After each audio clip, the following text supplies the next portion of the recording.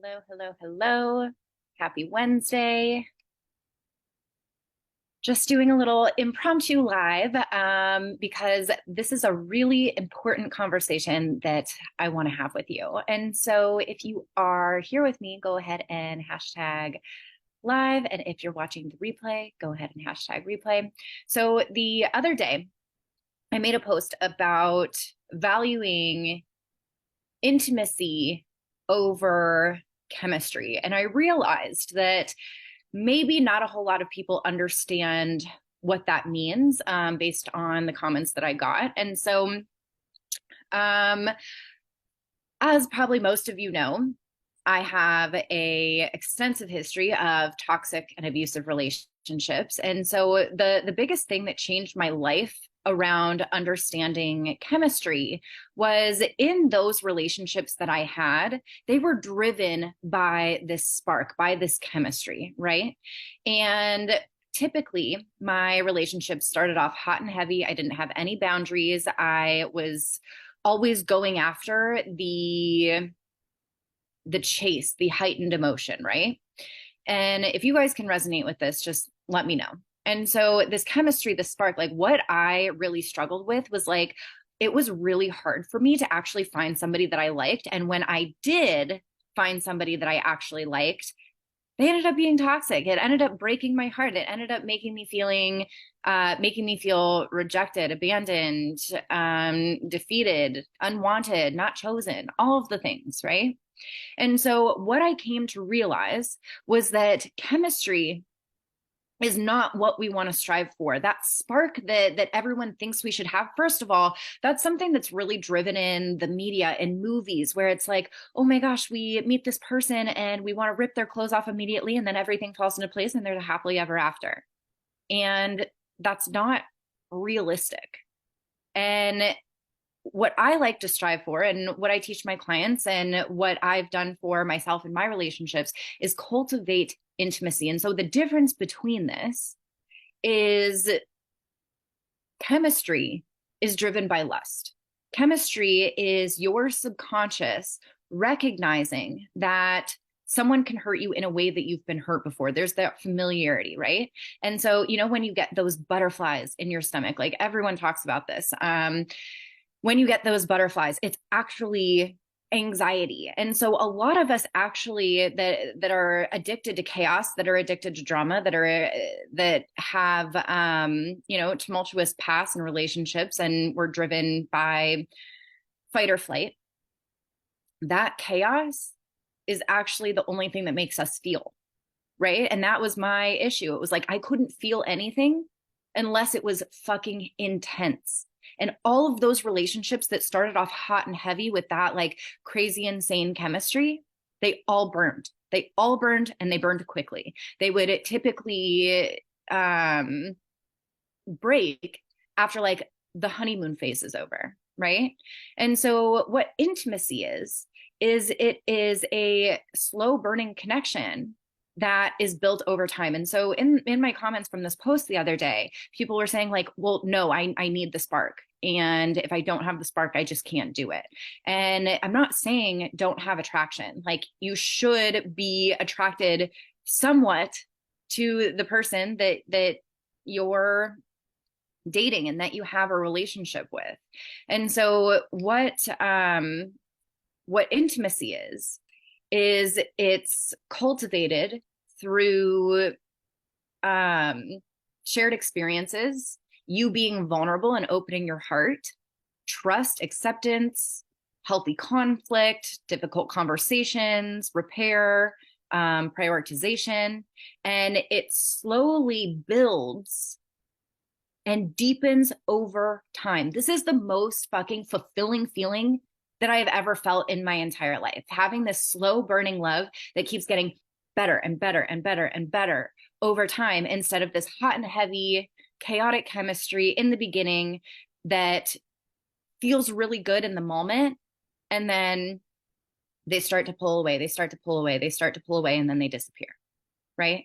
And so having this kind of intimacy is difficult for those of us who have had codependency, love addiction, who have had chaotic upbringings, who have chaotic relationships. This is going to feel really fucking boring to you. And it's also not going to feel as exciting because there's not that chaos. And so you're going to write people off as boring. You're not going to be able to feel a connection with them. And the thing is about that is typically that feels boring and we lose interest very quickly because we're not connected with our emotions. The more connected we are to our body and our emotions, we're able to actually feel a connection with somebody. We're able to actually build a connection. If you're disconnected from your emotions, the spark and the chaos is going to feel exciting, and it's going to drive your attention. But if you're so disconnected from your feelings, then the healthy person that wants to build a connection with you, it's not going to feel, you're going to feel like something's missing, right? And so I really had to train myself to, first of all, feel my emotions, become emotionally available myself, because all I was doing when I was attracting emotionally unavailable people, when I was attracting narcissistic people, I was so disconnected from myself. I was so disconnected from my emotions, which made me an energetic match for them. They were the safest people for me to attract, because they couldn't truly get close enough to me to actually hurt me. So even though I got hurt anyway, in my subconscious, that was the safest thing for me to experience, was somebody who couldn't actually get close to me. And so I was always chasing for love. I was always trying to earn their love. I was always trying to move the relationship forward, right?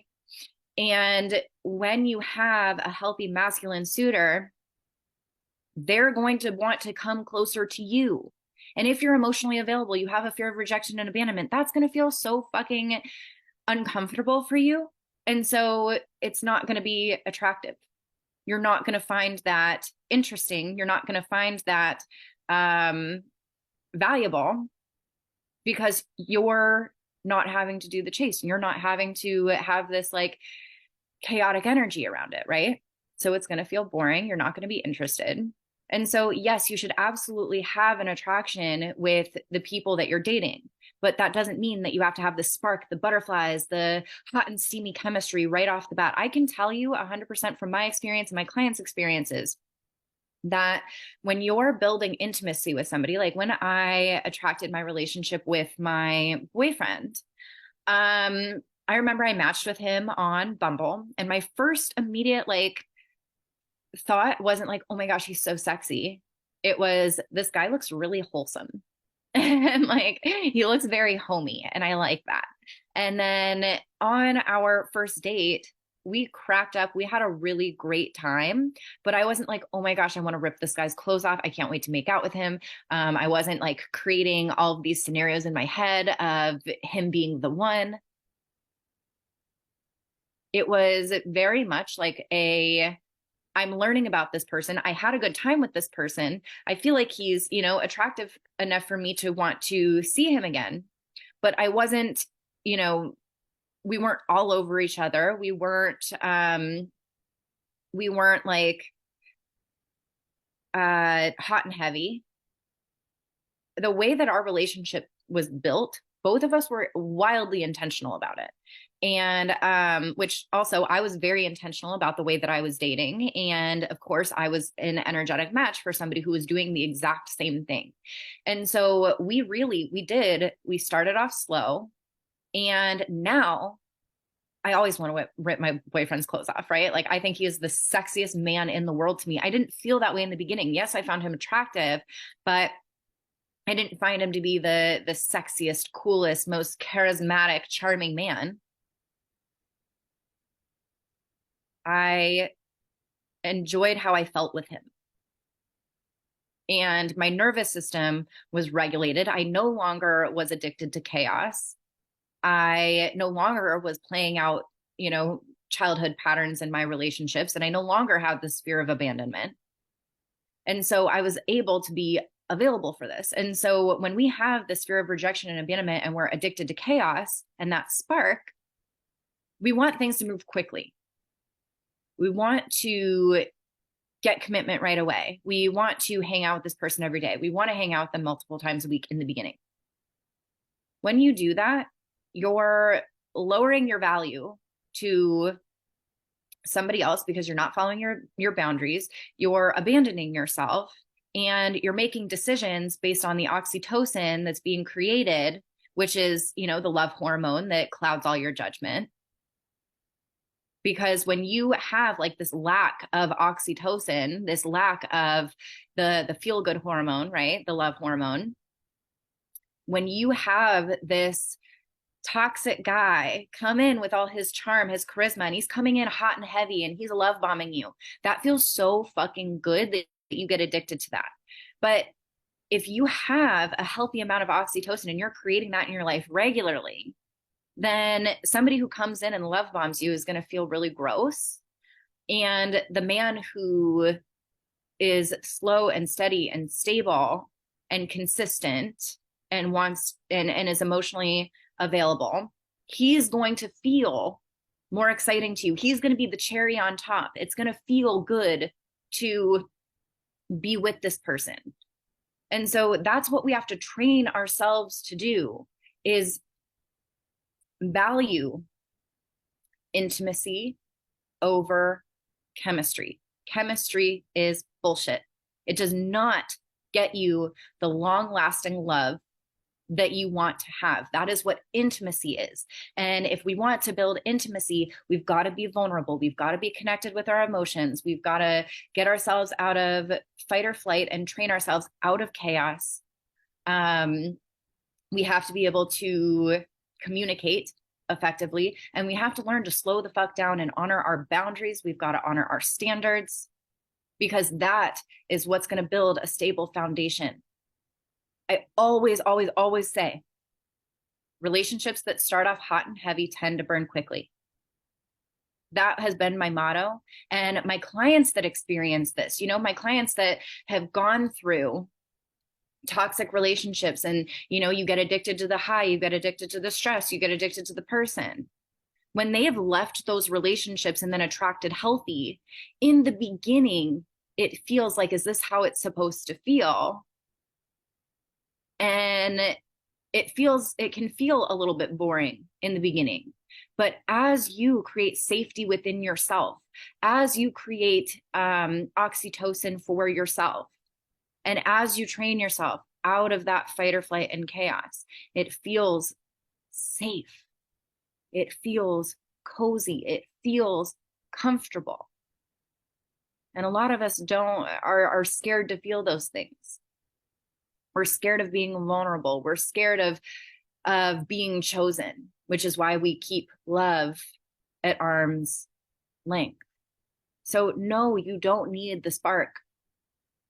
How, like, if you feel like you need the spark, how has that worked out for you? Right? Probably not very well. They probably all ended up being toxic, avoidant, narcissistic in some way. This truly is the path to creating epic love, is this slow burn of creating intimacy. But again, you can only go as deep with somebody as you can go with yourself. So if you are a surface level person in the sense of your emotions, so if you are that person that continues to get into these relationships that break after the honeymoon phase is over, it's because you don't have that depth with yourself. And that doesn't mean that you haven't done self-improvement, that you haven't done self-development and all the things. Because I see a lot of women, and I work with a lot of women, and I was that woman who had all the self-development knowledge and had been doing the stuff for years. But I also kind of use that as a cop-out, and you try to use my knowledge to connect with a man instead of feeling into my emotions. I used self-development as another addiction, as another way of avoiding my emotions. That's probably why, if you've been in self-development for so long and still experiencing toxic relationships, it's because you're not connected with your emotions. You've got all this knowledge, but the emotional connection to yourself isn't there. So therefore, you can't connect with a healthy man on a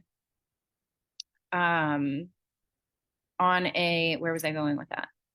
You can't connect with them on an emotional level, right? And so, yes, have attraction. That's important to have, but that attraction will also build over time. Like I mentioned, like you will, if you think you're like, yeah, they're kind of cute and I like the way that I feel with them, that attraction is going to build over time. I can't tell you how wildly attracted I am to my boyfriend now versus the way that I was when we first started dating. Like a lot of people are doing relationships backwards, right? They're doing relationships backwards in the sense of they're doing all of the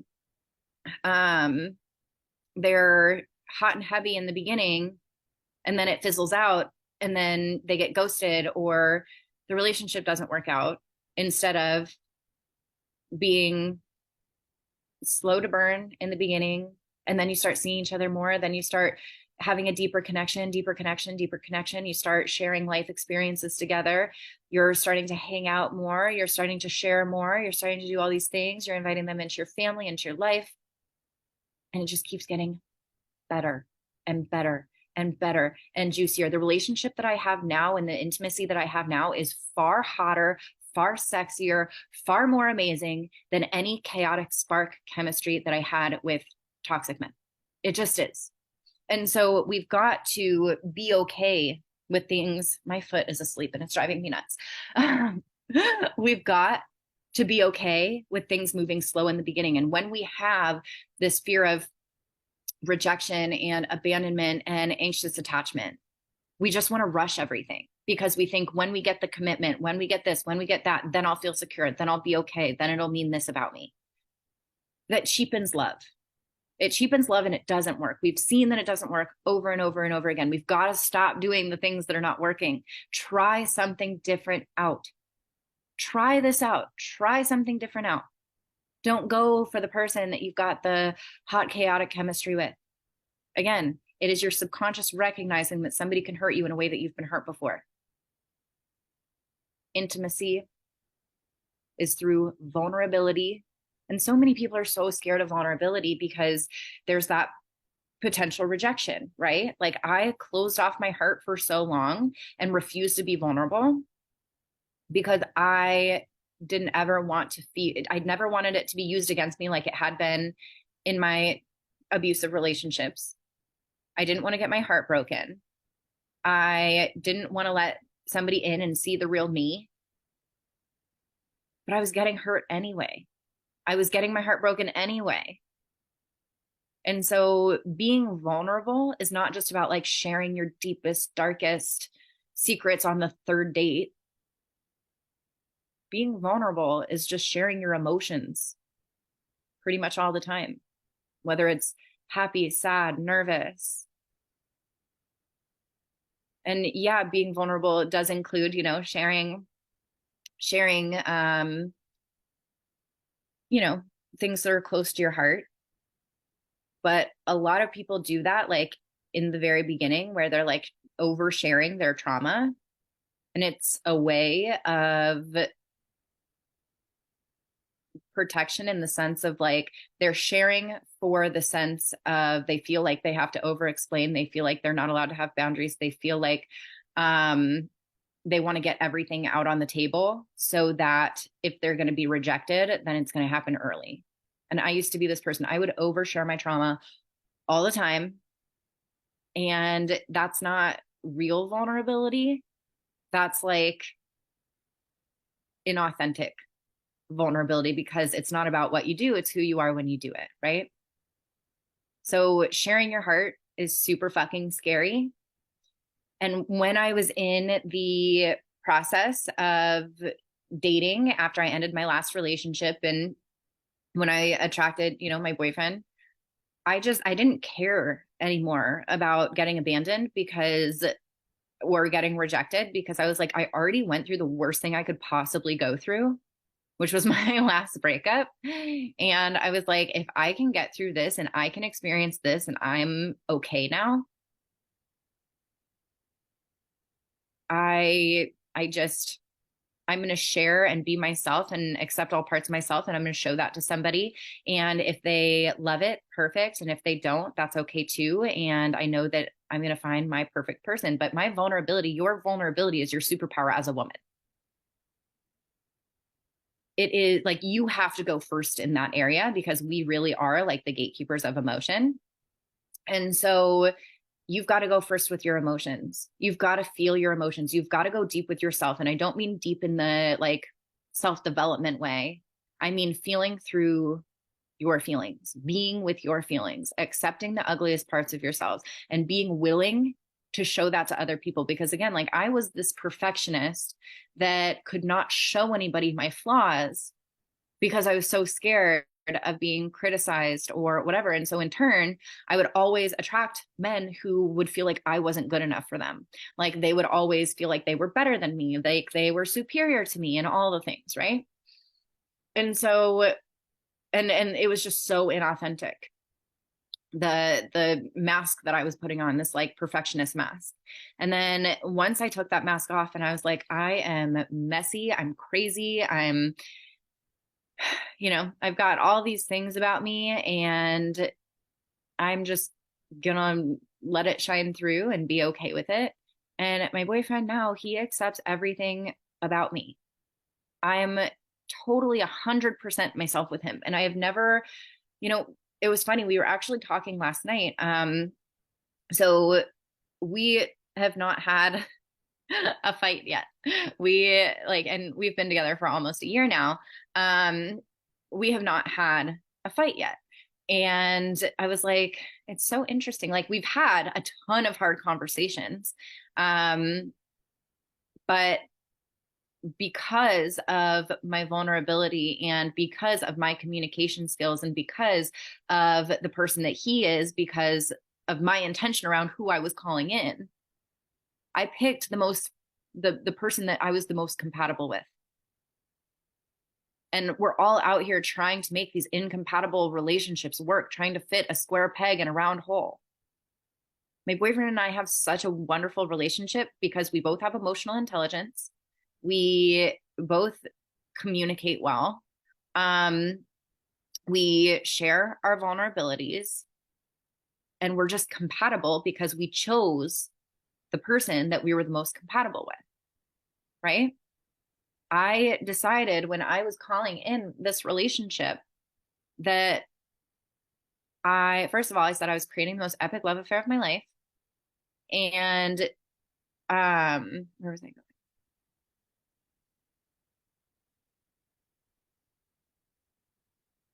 Where was I going with that?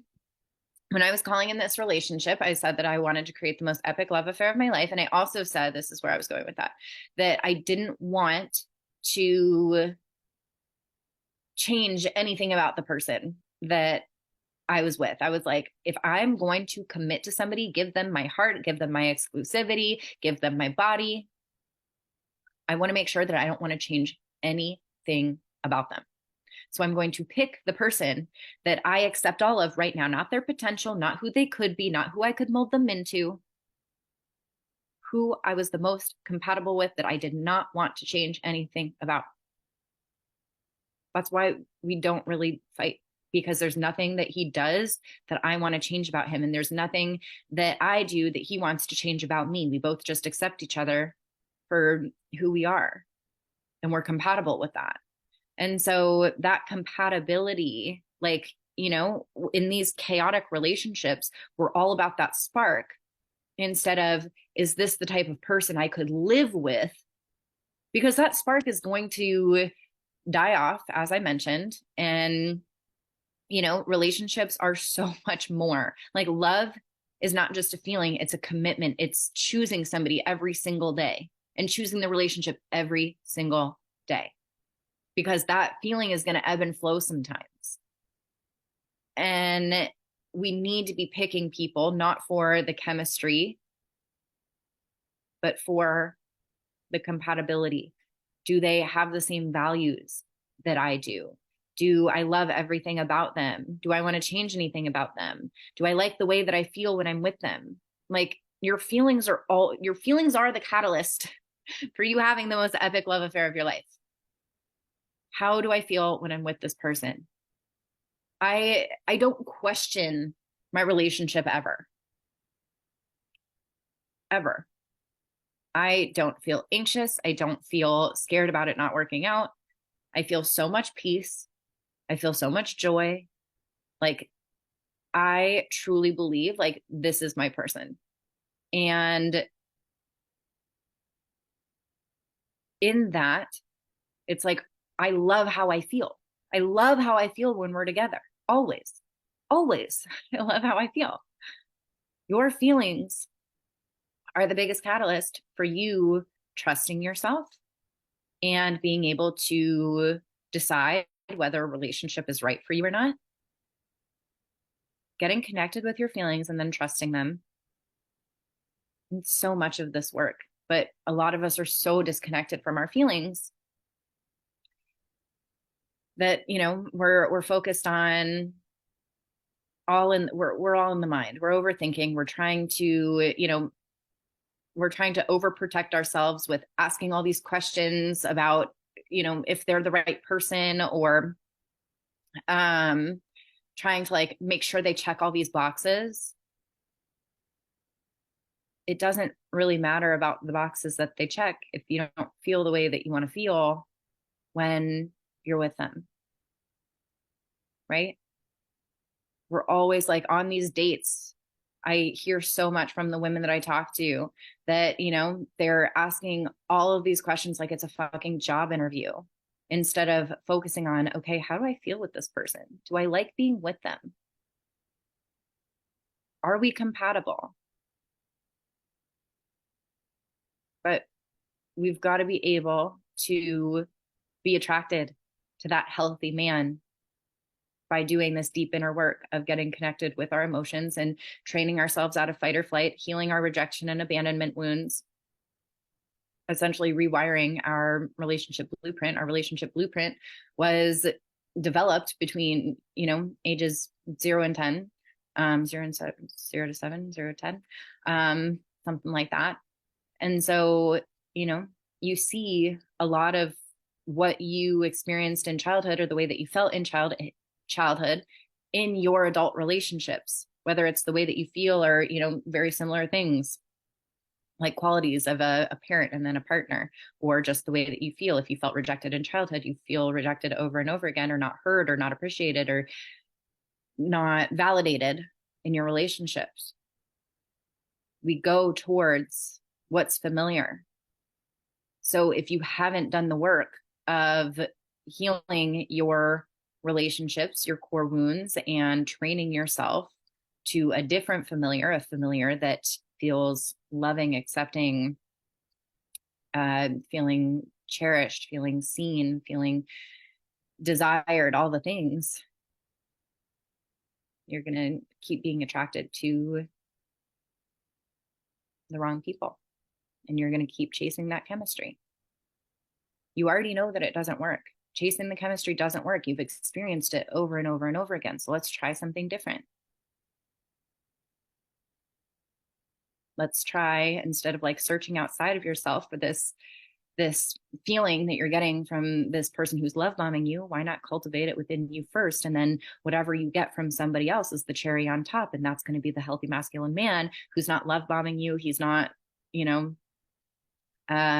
being manipulative. He's not saying all the things that you want to hear, doing these grandiose gestures, all the things. Like I know in my relationship, I just really appreciated, like my boyfriend took things slow, not to the point where it was like a snail pace, but we hung out, once a week. And then we continued to graduate and graduate and graduate, to now where we're hanging out like a ton, multiple times a week, sleepovers, all the things. But he never not once love bombed me.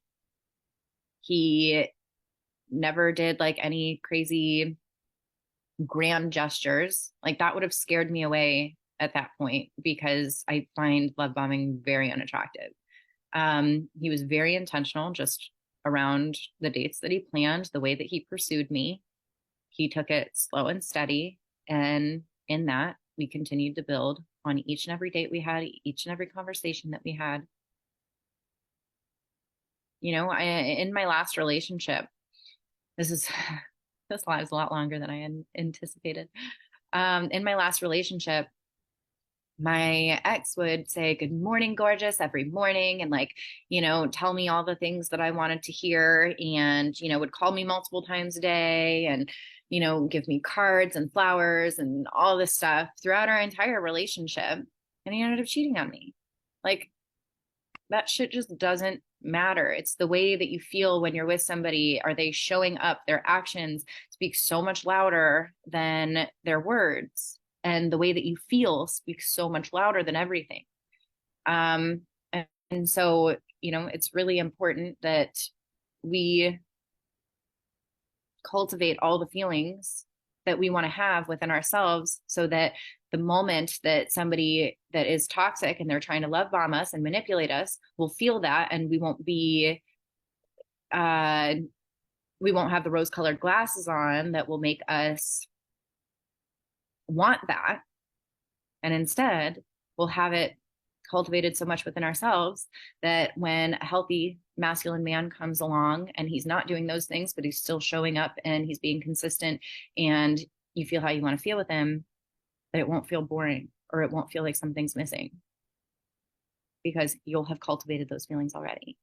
So, recap: chemistry is bullshit. Intimacy is the way to go. Intimacy is slow burning love built through vulnerability, shared experiences, trust, acceptance, all those things. Chemistry is lust, and it is your subconscious recognizing that somebody else can hurt you in a way that you've been hurt before.